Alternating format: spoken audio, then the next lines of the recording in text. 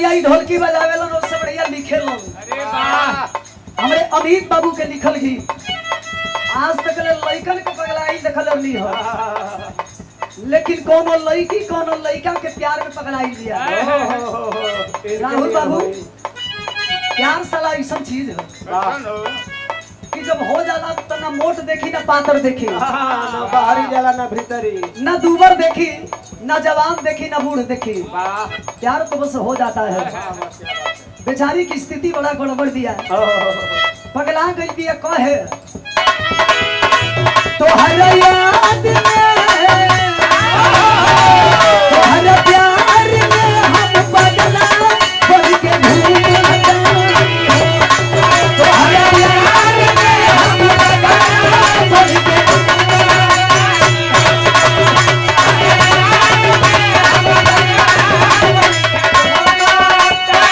रोज photo तो लेके हम घूमते हो, रोज फोटो तो लेके हम घूमते हो तो हर याद में हम पगला बन के घूमते तो हर याद में हम पगला बन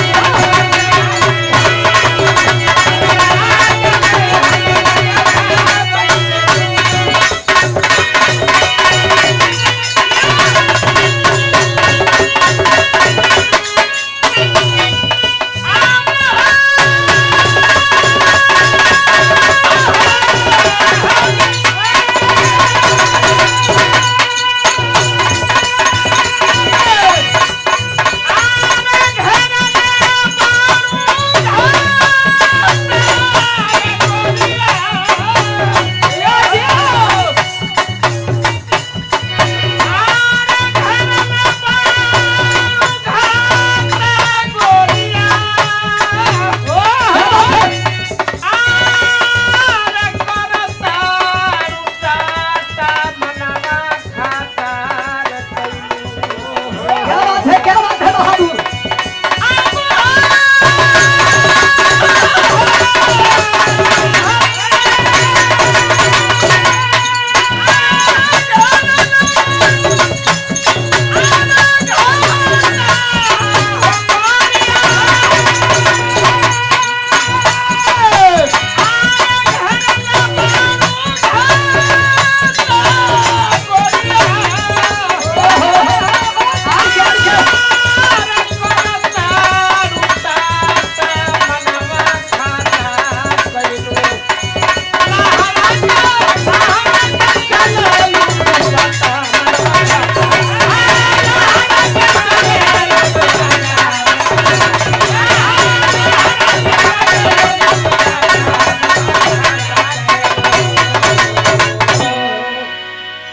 अब आप लोग बताइए कि आप सबके कैसन विचार बा बिरहा सुने के।